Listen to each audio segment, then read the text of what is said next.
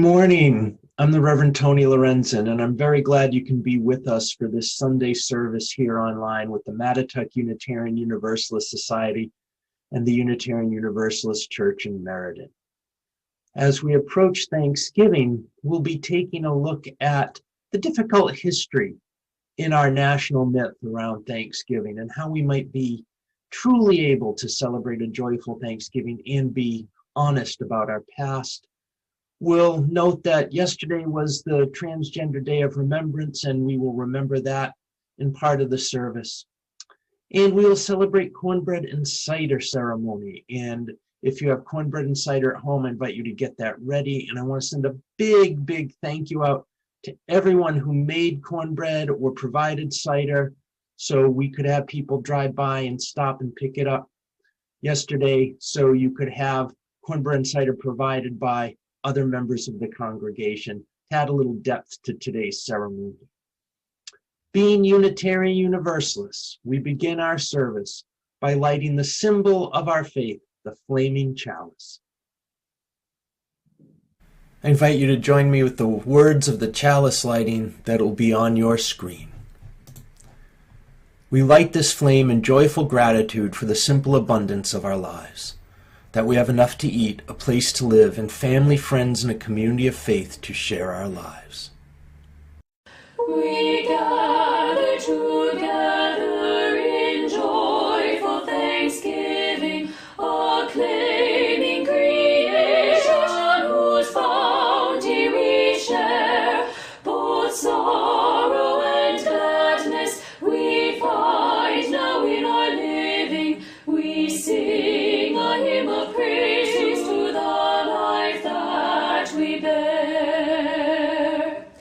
We gather together to join in the journey, confirming, committing our passage to be our true affirmation in joy and tribulation, when bound to human care and hope, then we are free.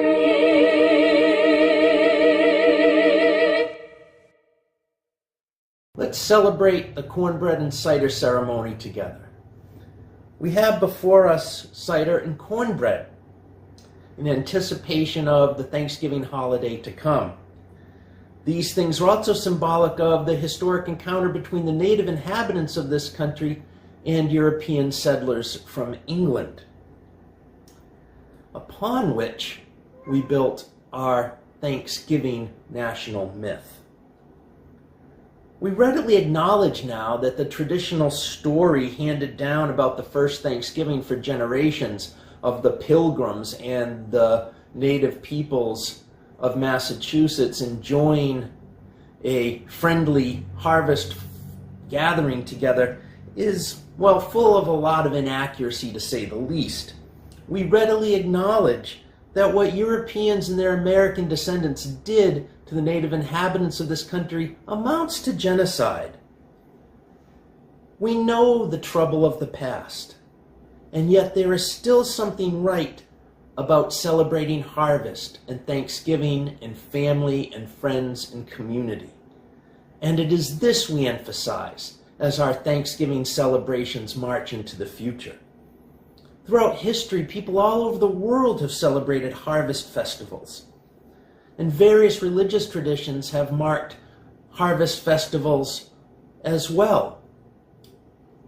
The Jewish tradition has holidays originally based on harvest festivals. Native traditions and pagan traditions and earth-centered traditions have harvest festivals. And we have a long history of Christian hymns in that tradition celebrating harvest in that time of year. Today, our Thanksgiving harvest meal will be simple cornbread and cider. And we choose cornbread and cider because they are representative of the native inhabitants and the Europeans who encountered each other in North America. Corn was a staple of indigenous diets throughout the Americas. And apples, originally a fruit native to what is now Kazakhstan, made it to Europe a long time ago and were unknown in the Americas, just as corn was unknown in Europe. So as these two elements were brought together, they've enjoyed a history together, the way the two peoples have enjoyed a history together, a history that's been marked by theft and death and injustices. But today we're going to celebrate our being able to inherit both sides of that tradition, doing our best to acknowledge the real history of the past, and in so doing be able to create a more wonderful and beautiful future where we realize the contributions of all people to country and culture and community that we share. And so we gather, imperfect inheritors, each of us, of an imperfect history. But we are part of the long march of humanity that has recognized having a supportive and loving community and enough to eat and drink, and family and friends, and shelter from the cold are things we are right to be very grateful for. And so we give thanks. We give thanks for enough to eat and the work we do to create justice and a better future, and a place to live, and family and friends with whom to share our lives. I invite you now to take a moment and just call to mind among you and who's gathered with you, where you are, what you're grateful for. And now let's get ready to have our cornbread and cider. This table is now made ready, the table we share in person and through the internet. It's the table of all who answer the call of love. It is a table of sharing with the world's poor. It is the table of communion with the earth. And I invite you to come to this table, you who have much faith, and you who have none, and you who would like to have more. I invite you who have been to tables like this often, and you who have never been to a table such as this, or to table with us. I invite you who have strived and succeeded, and you who have strived and failed. For there is a creative, sustaining, and transforming power in this universe at the heart of all that is. May we feel its presence in the corn and cider, and in the presence of each other's company. One with the earth, one with the spirit of life, one with each other.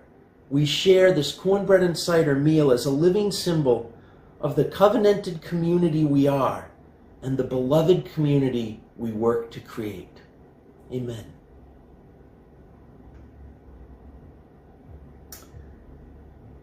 Let us say grace. For all those without bread and cider and community and love, we wish for them these things. For those of us with cornbread and cider and community and family and friends, may we always hunger for peace and justice. Enjoy.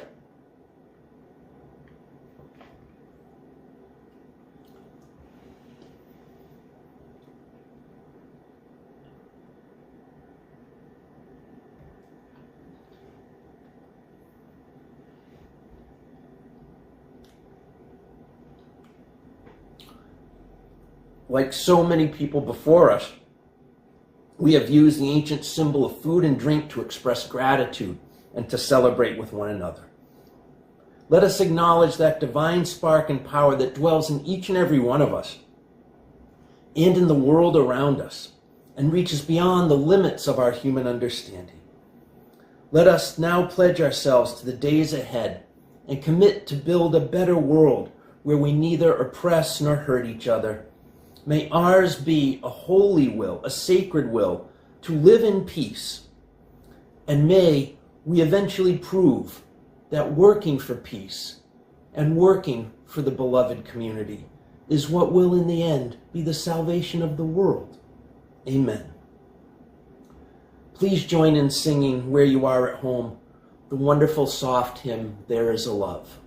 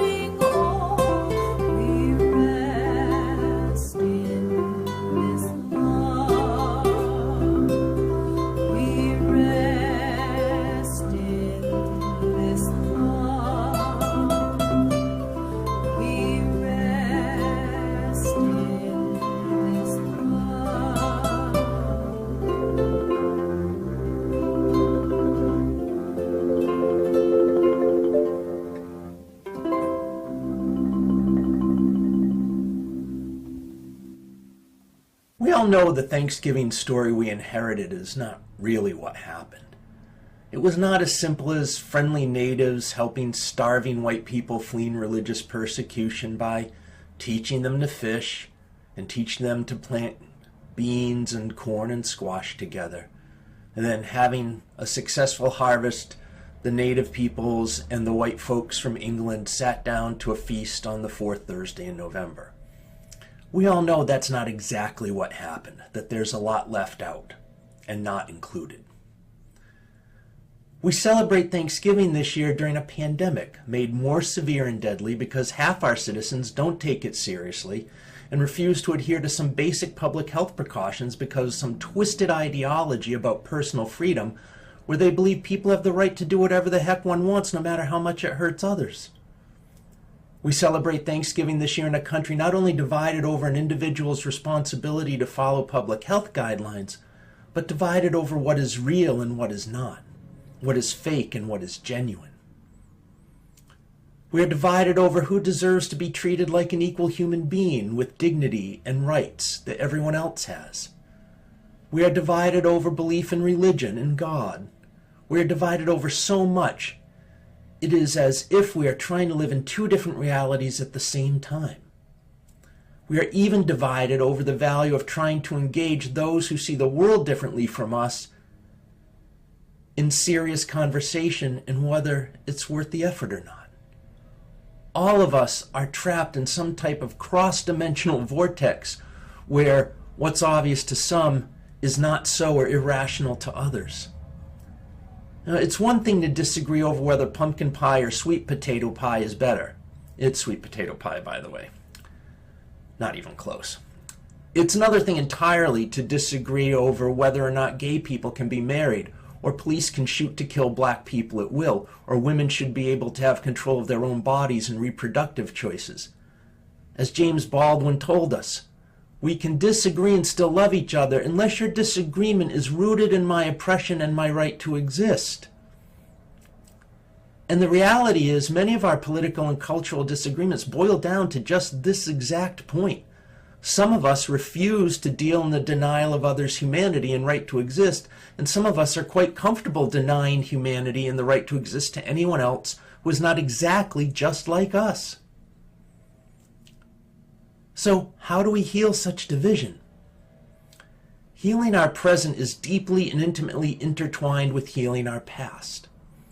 Healing our past is difficult because cultures and countries are very much like individuals. The story we know to be our own personal story is not always the same as what actually happened to us.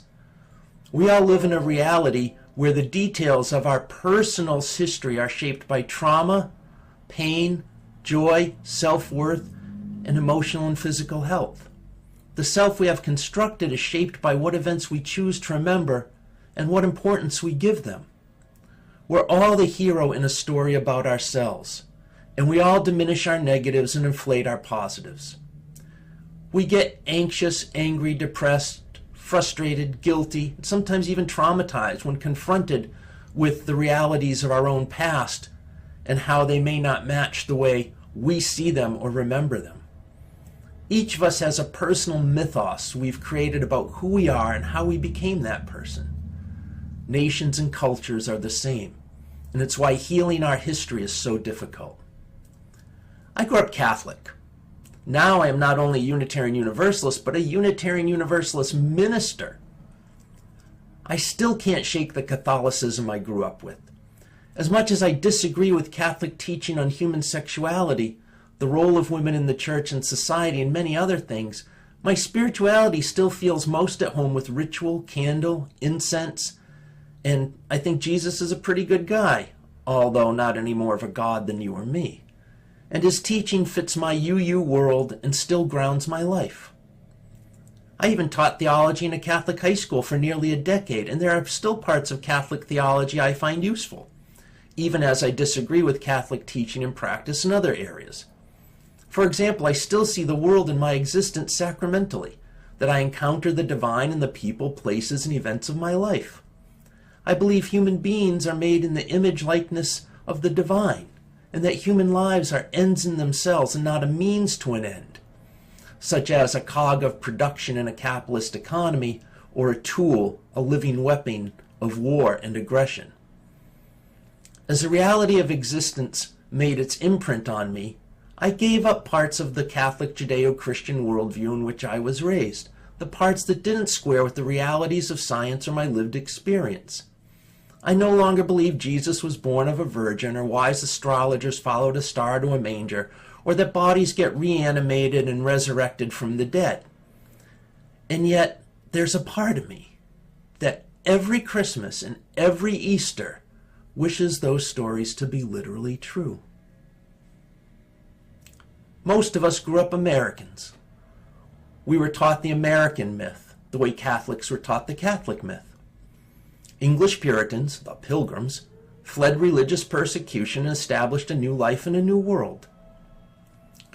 Democracy broke away from the tyranny of kings, Bunker Hill, Paul Revere, Fort Ticonderoga, Washington crossing the Delaware, the surrender at Yorktown, the Constitution, Lewis and Clark, Manifest Destiny, the Star-Spangled Banner, the War of 1812, Gettysburg, Appomattox, the Great Melting Pot, the Statue of Liberty, the Gilded Age, saving the world for democracy in 2 world wars, Camelot, the Cold War, saving the world from communism in Korea and Vietnam, putting a man on the moon. I know the history that we remember as mythos leaves out the evils of slavery and Jim Crow. I know it leaves out what the Constitution itself calls, quote, bloodthirsty Indian savages. And I know it leaves out women. I know it leaves out much and many people. And yet every 4th of July there's a part of me, if I'm being really honest, that wants it all to be literally true. That wants to wave the red, white, and blue and sing America the Beautiful and this land is your land. And even though I know it's not the real history but the mythos of American civic religion that's being celebrated, there's a part of me that wishes it was all okay, the way we tell it. It's myth. And that's really the core of the issue, isn't it? Just like each religious tradition has mythos, so too does civic religion. Faith traditions have creation myths, myths about their prophets. And so too does American civic religion. Our creation myths center on the Mayflower Compact and the Revolution and the Constitution. And we have our prophets from Miles Standish to George Washington to Thomas Jefferson to Lincoln, Kennedy, and Reagan. We celebrate them. They become heroes. We ignore their human flaws. There's always an internal struggle in the soul when you give up your myths, for it means giving up identity and the things that ground you in your reality. It means giving up part of the story of who you are and how you got here for a different story about who you are and how you got here. And this is a large part of why America is divided in the way it is. Unitarian Universalists, by and large, now 9 out of 10 of us, are people who have given up our old religious mythos and undertaken the brave and courageous journey to create a new one. Liberals and political progressives in our country are by and large people who have given up the old civic religious mythos for the brave, courageous journey to create a new one. Being both a Unitarian Universalist and a political liberal, I sometimes forget why it's so hard for some people to change and to change our country and its culture. When we ask others to see it our way, it can be easy to forget what a struggle that is going to be for so many people. We're asking people to admit that they've been lied to, that the story they've been told is not what actually happened, or at best, only part of what actually happened. And therefore, because of this, they are not who they thought they were. I look around our country now and I see people who actually seem to live in a different world, as if they want to change reality. And I am sure that when some people are asked to consider the imperfections of America and the falsehoods and inaccuracies of our American civic mythos, they think others want to literally change the reality of America. Well, maybe we do. Isn't it time? I don't want to throw away the American myth, but I don't want it to be forever based on inaccurate and incomplete versions of our actual history, or for us to continue to take that mythos literally. too many people have suffered and died because of the lies and falsehoods in our American civic mythology. Just as individuals need to learn about their blind spots and accept their imperfections in order to be able to accept themselves as they are, and who they really are is lovable and acceptable and worthy of dignity and respect, so too does our country need to accept its imperfections and admit to the wrongs we've done and make amends for them. As the years go by now, more and more people do not know the history of the Holocaust. Why should this surprise us? As the years rolled by, more and more people ignored the genocide of the Native American peoples. This past Friday was the Transgender Day of Remembrance. It's a day to remember all the transgender people who were killed simply because they are transgender, because someone thought who they are is a crime punishable by death. I want our country to admit its history is a history of making a crime punishable by death to be a certain type of person. To be indigenous, black, gay, trans, Muslim, Jew, Irish, Arab. When we admit this, we can heal our history. It's possible to do it. Germany teaches the reality about its history when it teaches the Holocaust. We can do the same about our native peoples, genocide, and enslaved Africans. We will be better for it. When I was a little boy, my dad taught me about the Native American Day of Mourning celebrated by the Wampanoag on a hill overlooking Plymouth, Massachusetts. I was a little boy, and this day was only a few years old in the mid-70s. I was lucky. I grew up with parents who taught my brother and I the reality of history, even when we were not taught it in school. So Thanksgiving arrives again this week. I don't want to celebrate an American civic religious myth. I do not want a day of mourning. Maybe if we create a true national holiday recognizing the true history of indigenous peoples here, we could celebrate Thanksgiving without needing it to be a story that isn't true. Maybe a National Indigenous Peoples Day devoted to owning the dark side of our history and apologizing and making amends for it would allow us to create a new Thanksgiving, less tied to the not quite accurate Pilgrim and Indian story, and more about just being grateful for what we have, and what we can have includes a more accurate version of the history of our peoples. I want to be doing our part in this effort today. The land upon which our congregations in Woodbury and Meriden, Connecticut make their home was not empty wilderness when Europeans first arrived in Connecticut. From now on, the opening of our services online and in person will acknowledge this as a step on the road to justice. The Mattituck Unitarian Universalist Society acknowledges that our congregation occupies the ancestral, traditional, and contemporary lands of the Paugussett and Mohegan peoples. The Unitarian Universalist Church in Meriden acknowledges that our congregation occupies the ancestral, traditional, and contemporary lands of the Quinnipiac and Wappinger peoples. In offering this land acknowledgement, we commit to learning more about these hosts and neighbors, and we affirm indigenous sovereignty, history, and experience. And giving thanks is good. Gratitude is a powerful spiritual practice. And I don't want to give up Thanksgiving Day or rewrite history. I want to give thanks, and I want to acknowledge the actual history, what really happened. Among the things for which I want to give thanks is our Unitarian Universalist faith. Ours is a faith that allows me to appreciate our Puritan ancestors and the spirit of democracy in the Mayflower Compact, and at the same time recognize the peoples who wrote that compact, dismissed as inferior human beings the Native American peoples they encountered and later exterminated. Ours is a faith that allows me to revel in respect for the interdependent web of existence so woven into the Native American worldview and so alien to the Puritan.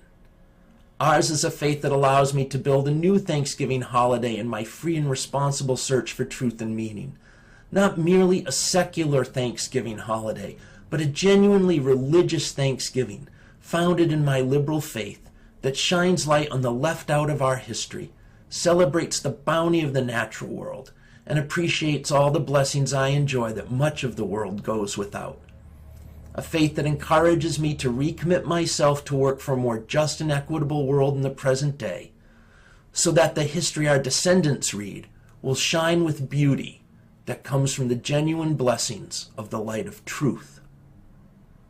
Happy Thanksgiving.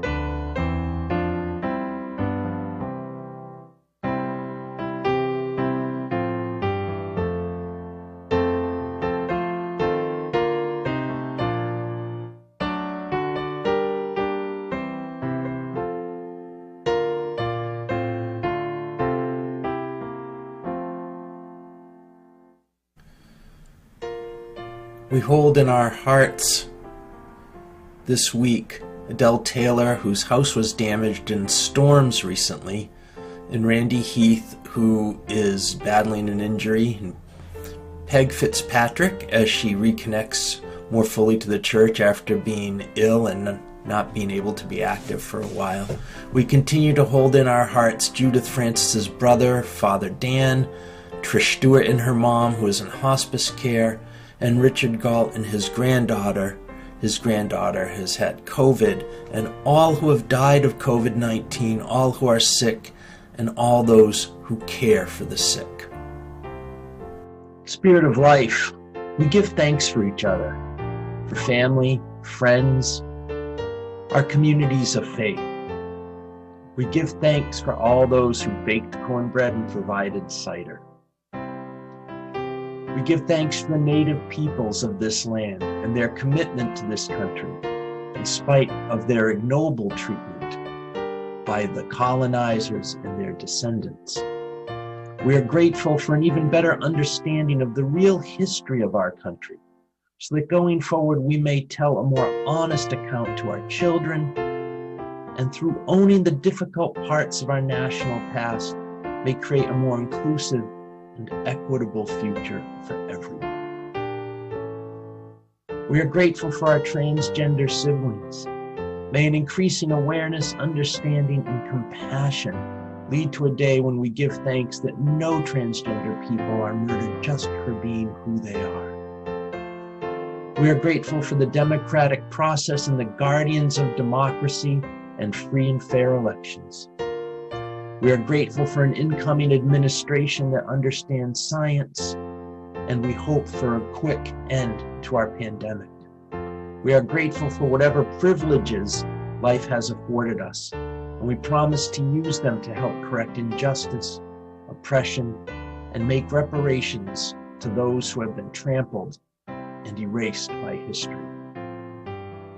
In gratitude for all these blessings and all those we have left unnamed this morning, we give thanks in the name of everything glorious and good.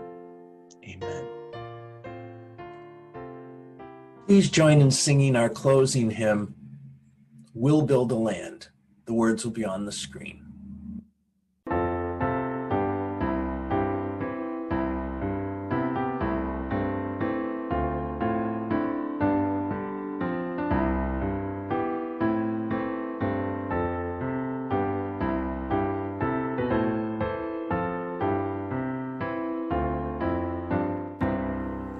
We'll build a land where we find our